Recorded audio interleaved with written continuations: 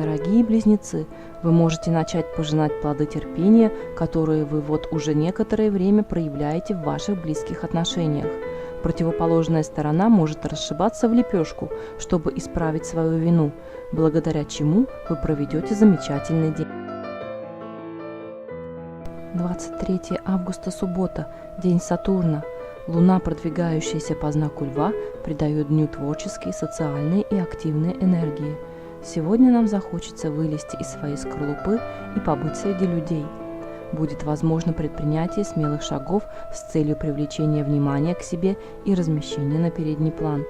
В полуденные часы, когда Луна образует соединение с Юпитером, могут сконцентрироваться оптимистичные энергии.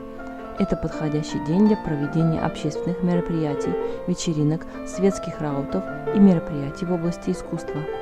Сегодня нам могут принести удовольствие темы, связанные с детьми. Сегодня Солнце перейдет в знак Девы. В ближайший период на передний план могут выступить темы, связанные с работой, службой, образованием, здоровьем, рутинами, питанием и тому подобным.